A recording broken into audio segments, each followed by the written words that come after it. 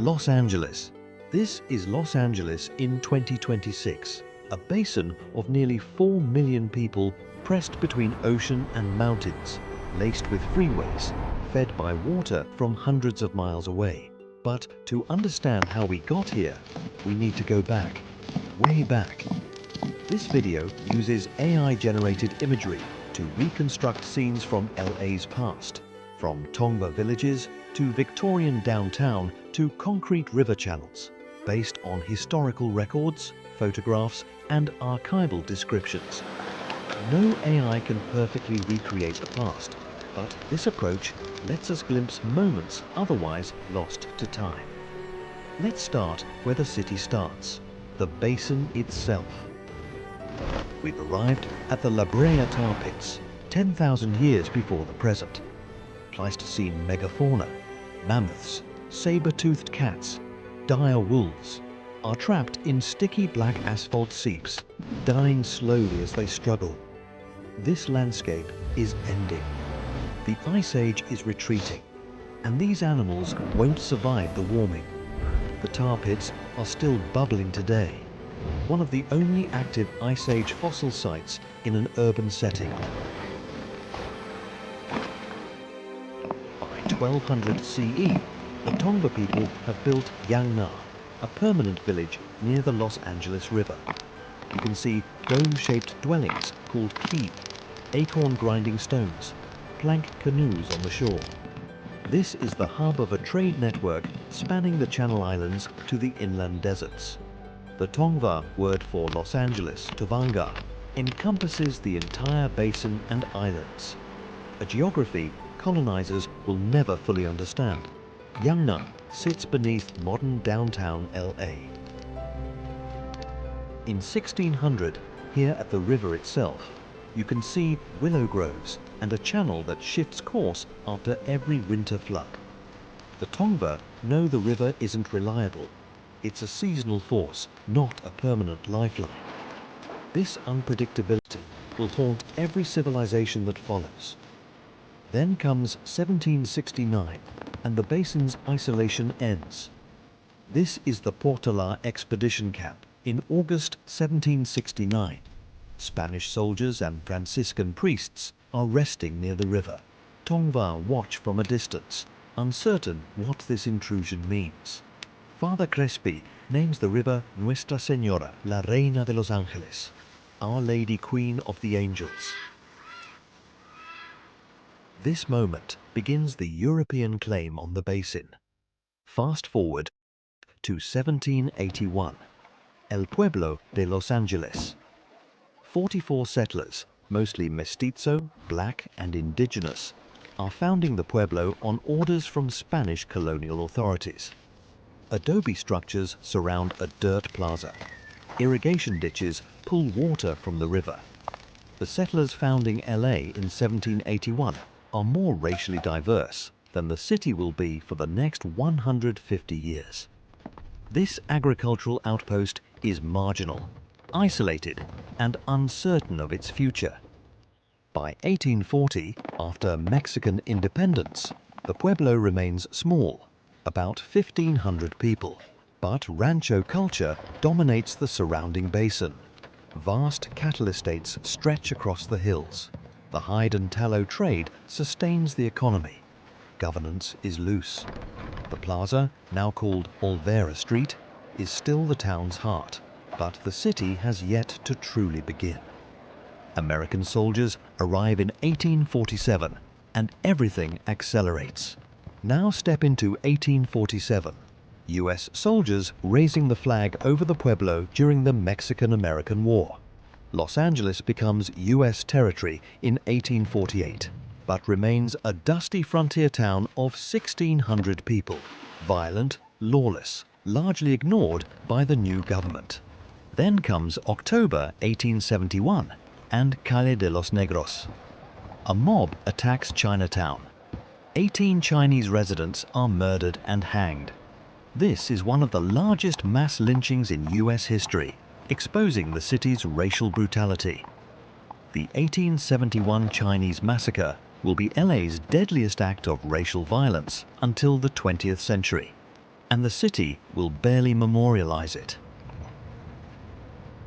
In 1876, here at the edge of town, the Southern Pacific Railroad arrives, the first transcontinental rail connection to Los Angeles.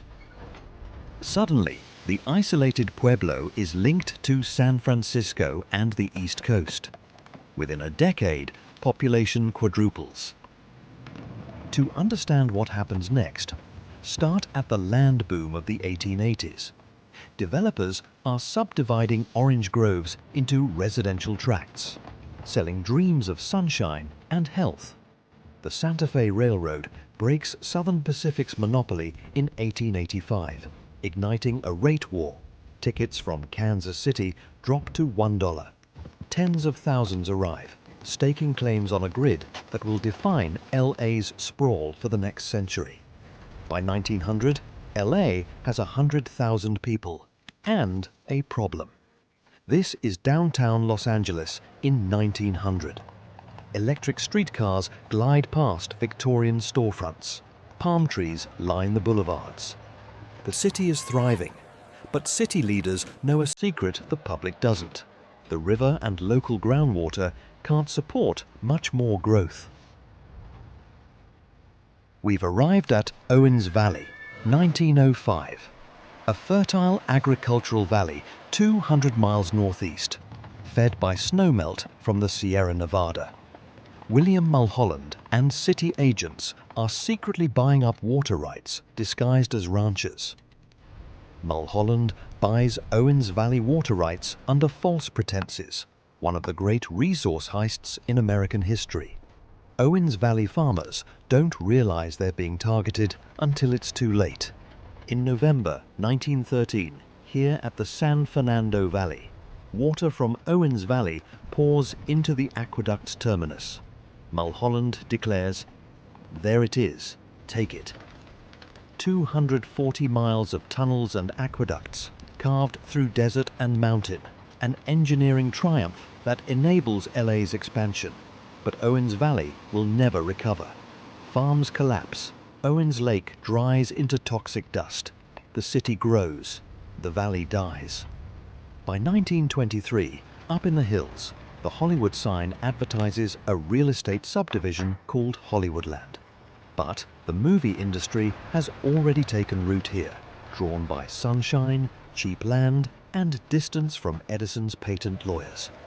Hollywood is becoming synonymous with American cinema.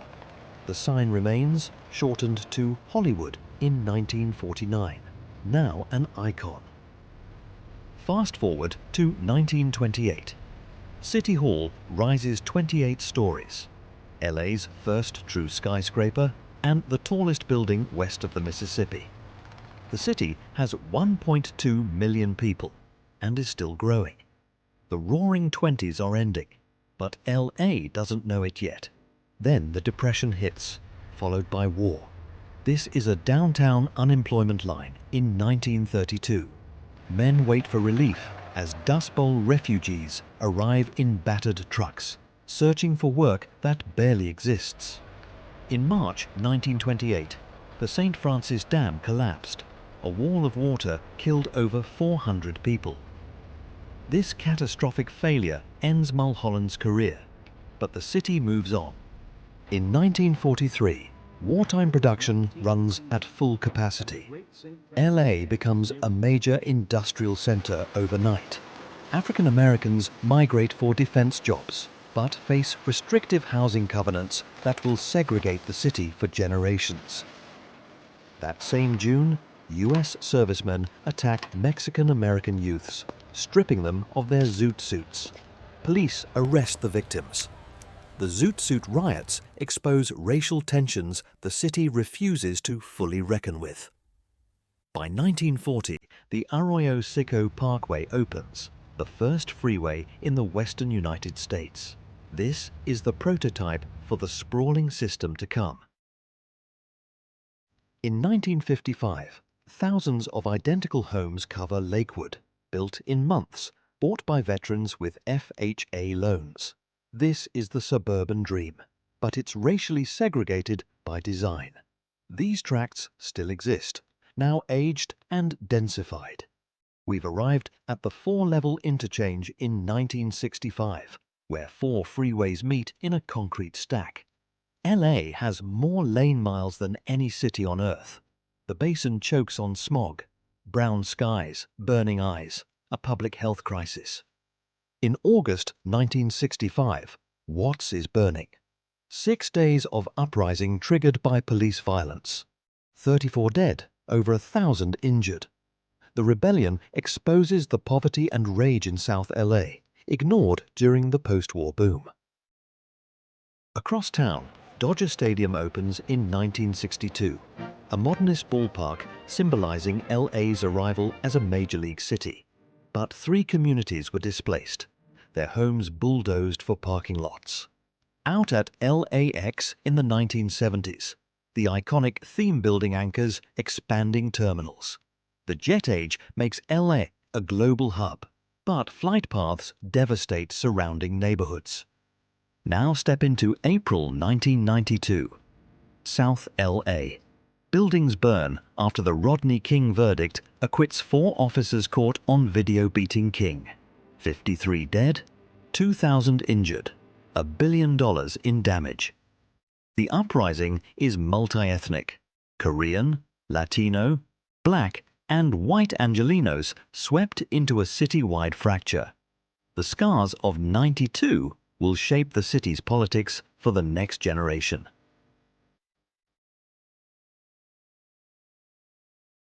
Out of the ashes, the city begins to rebuild differently.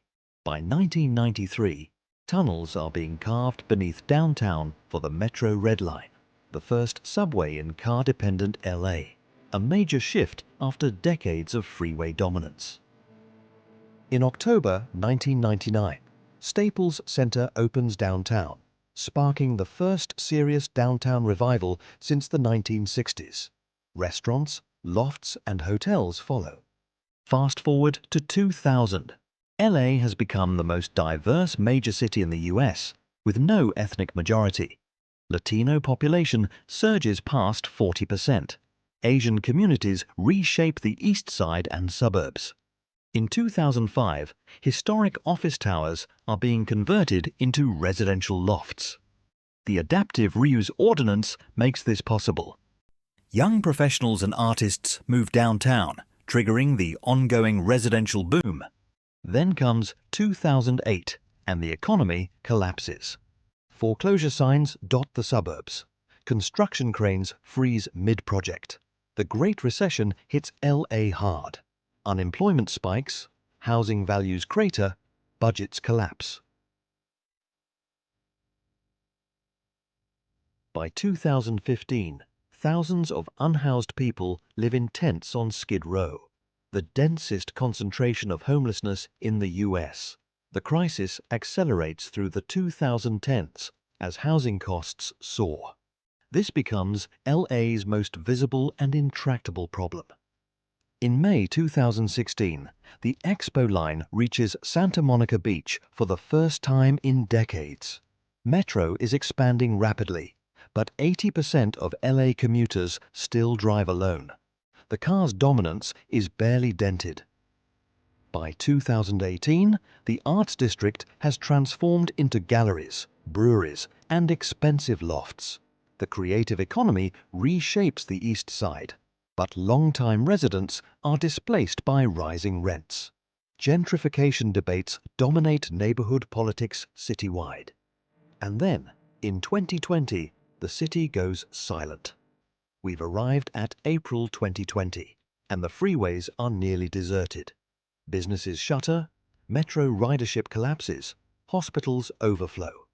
COVID-19 kills over 35,000 LA County residents by 2024, disproportionately affecting Latino and Black communities. In 2021, streets transform with outdoor dining structures, a pandemic adaptation that becomes semi-permanent. By 2023, estimates suggest 75,000 unhoused people countywide, more than the entire population of Burbank or Santa Monica. Encampments sprawl under freeways, in parks along the river. Sweeps relocate people without solving the crisis. In 2024, SoFi Stadium prepares for Olympics 2028. Metro extends lines to the airport and stadium, but transit ridership remains far below pre-pandemic levels. Unhoused residents are being pushed out ahead of the Games. Then comes 2025, and segments of the concrete river channel are being naturalized. Restored wetlands, bike paths, community parks.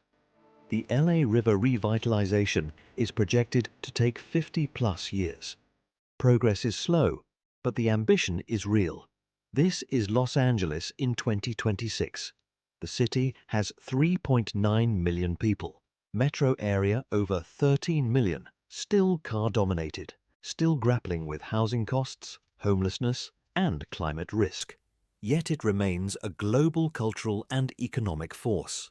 Entertainment capital, immigrant gateway, Pacific Rim hub. Los Angeles in 2026 is still remaking itself, expanding transit, revitalizing the river, preparing to host the world. But the tension remains. Can the city address its housing and homelessness crises, or will these calcify into permanent features as embedded as the freeways? If you live here or have a connection to LA, drop a comment on what you think comes next, or what you wish the city would finally reckon with.